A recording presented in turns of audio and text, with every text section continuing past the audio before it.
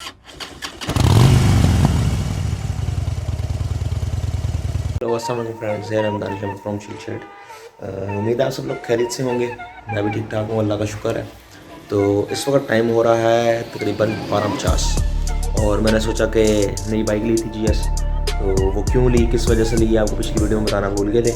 तो इंशाल्लाह इस वीडियो में हम आपको बताएंगे, बाइक दिखाएंगे भी, कुछ उसके सिनेमैटिक्स दिखाएंगे और कुछ उसके बारे में बताएंगे कि हमने बाइक क्यों अपग्रेड की और पुरानी वाली बाइक हमने क्यों बेची, क्या ऐसा मसला है।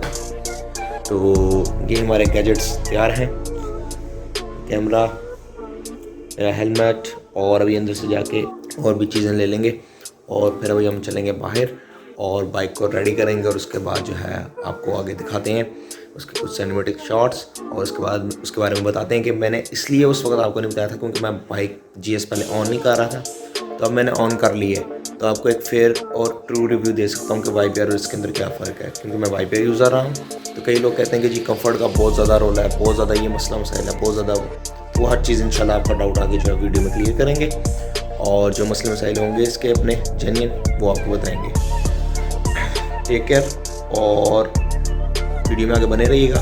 और अगर अभी तक सब्सक्राइब बटन दबाया तो उसको लाजमी दबा लें और बेल आइकन बटन को दबा लें ताकि आपको मेरी नई लेटेस्ट वीडियोस मिलती रहे। वैसे तो काफ़ी गैप के बाद आ रही क्योंकि मेरा थोड़ा सा मैं स्टूडेंट लाइफ में हूँ, तो घर के काम और पढ़ाई इसमें जो है ना बंदा बिजी हो जाता है। अभी मेरे फिर 6 तारीख से पेपर शुरू हो रहे हैं, 7 तारीख से, तो इस वजह से मैंने फिर बिजी हो जाना। इंशाल्लाह ये यूनी ख़त्म होते ही आपको जो है रेगुलर वीडियोस मेरी मिलेंगी। अच्छा तो दोस्तों, हम आ चुके हैं बाहर, कैमरे का सेटअप लग चुका है, कुछ चीज़ें हमारी वहाँ पर पड़ी हुई हैं और बाइक यहाँ पर है।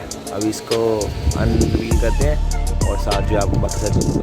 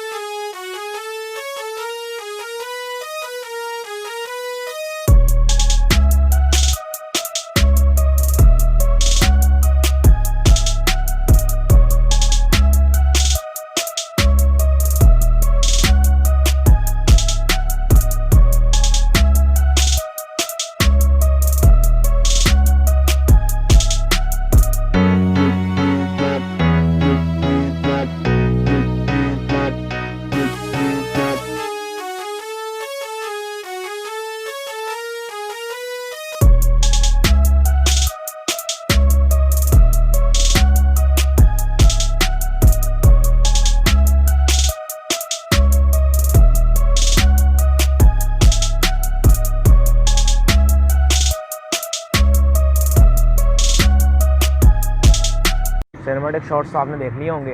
तो इसी के साथ साथ अब आगे चलते हैं। तो जैसा कि मैंने आपको बताया कि मैंने अपनी वाइपर सेल कर दी थी। वाइपर मैंने सेल क्यों की, 3 साल पहले 1,24,500 का, तो मेरा सेल हुआ 22,500 का 3 साल बाद, तो मुझे रिटर्न अच्छा दे गया। उसके बाद मैंने सुजुकी परचेज़ किया। अब सुजुकी का ये था कि लोग कहते हैं जनाब इसमें कंफर्ट नहीं है, ये नहीं है, वो नहीं है, ये मसला वो मसला है। हर बाइक के नॉन फॉल्ट्स होते हैं।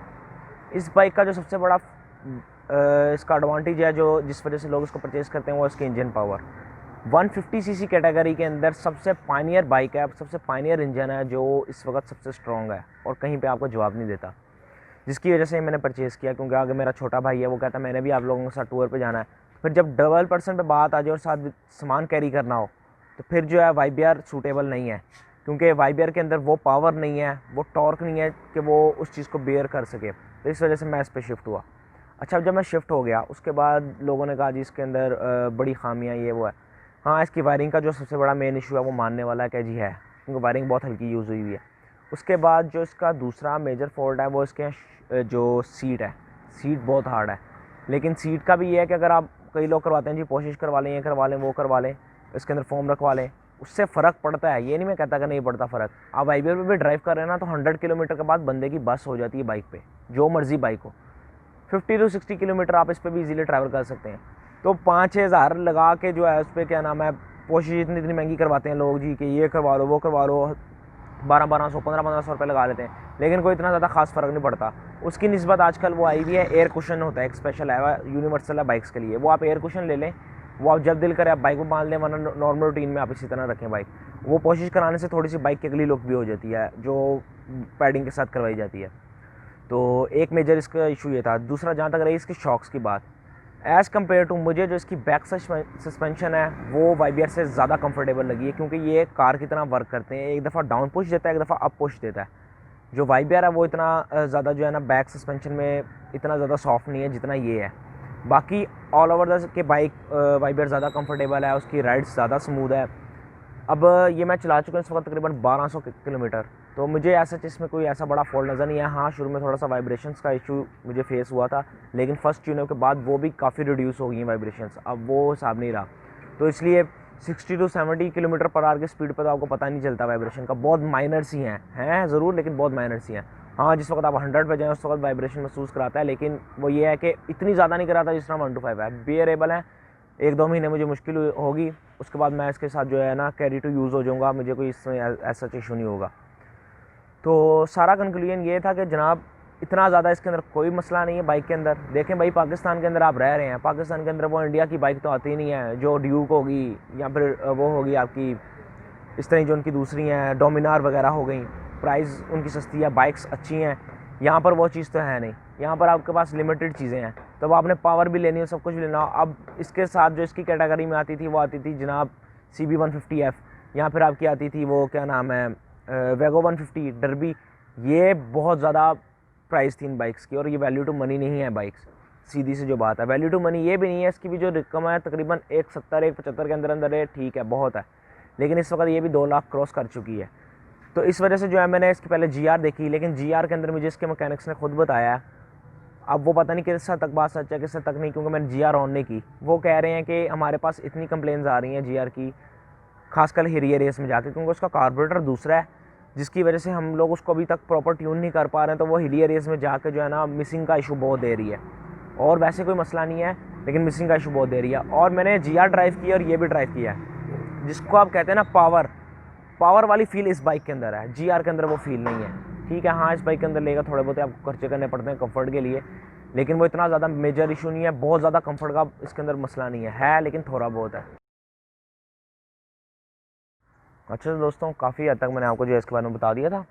तो दूसरी एक चीज़ जो मुझे इसके अभी तक समझ नहीं आ रही, अगर कोई बंदा है जो काफ़ी देर से यूज़र और यूट्यूब ब्लॉगर है, अगर उसने मेरी कोई वीडियो देखता है, तो मुझे ये चीज़ नहीं समझ आ रही है, बाइक जो है ना वोबल करता है।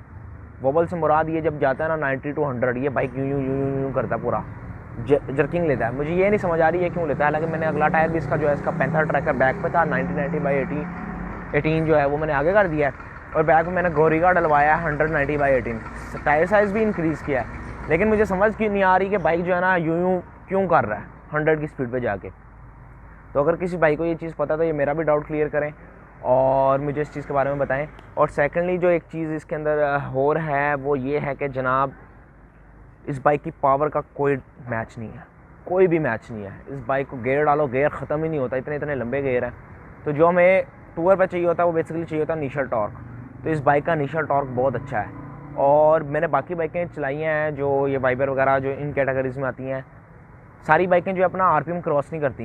ये बाइक अपना 12,000 RPM क्रॉस करके भी ऊपर चले जाती है। तो जो इस मामले में है ना, ये बाइक बहुत अच्छा है पावर के लिहाज से, तो ये लेते भी लोग इसी वजह से ही हैं। लेकिन जहाँ तक कंफर्ट की बात है वो मैंने पहले ही आपको चीज़ क्लियर कर दी है, बहुत ज़्यादा इशू नहीं है कंफर्ट का है, लेकिन बहुत ज़्यादा नहीं है। जो 125 पे आएगा ना वो इसको कहेगा भाईजान ये बहुत कंफर्टेबल है, लेकिन जो वाइबर से इस पर शिफ्ट होगा उसके लिए थोड़ा सा डिफिकल्ट है, लेकिन मुनासिब है। ये हाल नहीं है कि भाईजान आपको होगा जी अब रहेगी मेरी कमर, ये हो गया वो गया, ऐसा कोई हिसाब नहीं है ना। बहुत ज़्यादा वाइब्रेशन है, बिल्कुल माइनर सी वाइब्रेशन है, मुझे महीना होगा चलाते हुए और अब मुझे महसूस भी नहीं होती, साफ जो सीधी सी बात है। तो इसलिए हर चीज़ को हाइप नहीं बनाना चाहिए। हाँ, जो 2-3 फॉर्डन जो सुजुकी को जिस पर वर्कआउट करना चाहिए वो ये है कि इसकी एक सीट को करें कुछ ना कुछ, और दूसरा ये जो वबलिंग जो हो रही है ना, ये चीज़ मुझे समझ नहीं आ रही। और पता नहीं शायद अलॉरेंस होने की वजह से इसका जो फ्रंट हैंडल है ना यूँ करता है, ऊपर नीचे जर्किंग देता है, वो भी क्या वजह है वो भी मुझे अभी तक समझ नहीं आई। तो आगे आगे चलाएँगे, पूछेंगे, देखते हैं क्या होता है। और जहाँ तक इसकी रिफ्यूल है इसकी बात, कुछ लोग कहते हैं जी हमें 50 दे रही है, हमें 56 दे रही है। जनाब ऐसा कुछ नहीं है, मैंने चला रहा हूँ, मैं वाइबर चला रहा था, ये भी चला रहा था, उसी पर्सपेक्टिव पे उसी हिसाब से मैं इसको चला रहा हूँ।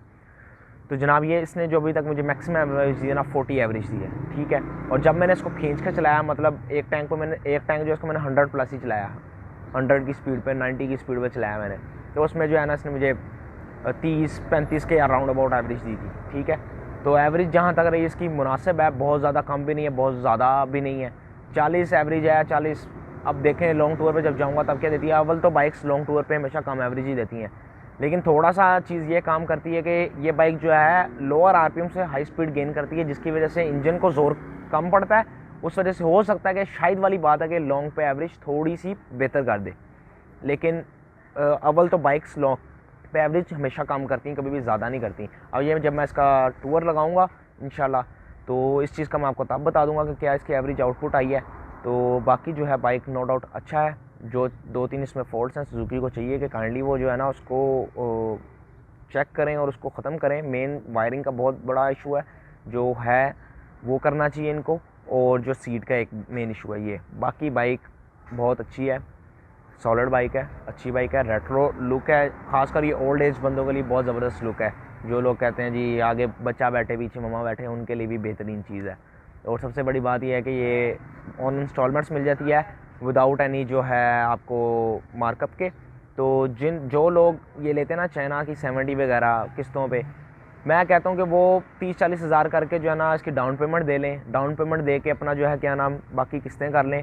थोड़ा मुश्किल होता है, लेकिन ये है कि चीज़ अच्छी बन जाती है। चाइना की बाइक का भाई कोई पता नहीं है किधर रुक जाए किधर ना रुके, ठीक है। वैसे तो मशीनरी किसी का भी कोई नहीं पता, लेकिन ये कम से कम इस तरह की जो बाइक्स होती हैं, यामा होगी, ये होगी, एक सॉलिड बाइक्स हैं, इनके एक नाम है, ब्रांड की चीज़ है, अच्छी चीज़ें यूज़ करते हैं, तो कम से कम बंदे को जो है ना तंग नहीं करती, कुछ साल जो है ना आराम से चलती है। मेरी बाइक भी YBR 3 साल चली है, उसको जो मेन वो मसला है वही है, उसके अलावा ना मुझे आज तक उसके कोई इंजन का मसला है, ना उसका कोई ऐसा सच और मसला आया। तो मैं तो यही कहूँगा कि भाई एक दफ़ा चीज़ ले लें, थोड़ा सा सब्र कर लें, और थोड़ी सी अगर आप मेहनत और कर सकते हैं तो करके एक दफ़ा चीज़ बनाएं, लेकिन अच्छी चीज़ बनाएं, ताकि आपको कुछ अर्सा जो है ना तंग ना हो आप उस चीज़ से। तो यही था मेरा इसके हिसाब से रिव्यू। बाकी अब हर किसी का अपना अपना चलाने का स्टाइल होता है, हर किसी का एक अपना अपना माइंड होता है, हर किसी का एक अपनी अपनी थिंकिंग होती है, और हर किसी का एक अपना टेस्ट होता है। हर बंदा अपने टेस्ट के हिसाब से आपको रिव्यू देता है, हर बंदा आपको अपने टेस्ट के हिसाब से। मेरा जो हिसाब किताब था या मेरा जो था वो मैंने आपको बता दिया। बाकी जितने भी मेरे व्लॉगर्स भाई हैं या जितने भी मेरे रिव्यूअर्स हैं, तो वो जो हैं उनका अपना एक पर्सपेक्टिव है। तो दैट्स ऑल, यही था। आगे और भी वीडियोज़ आती रहेंगी। टेक केयर, अल्लाह हाफिज़, बाय बाय।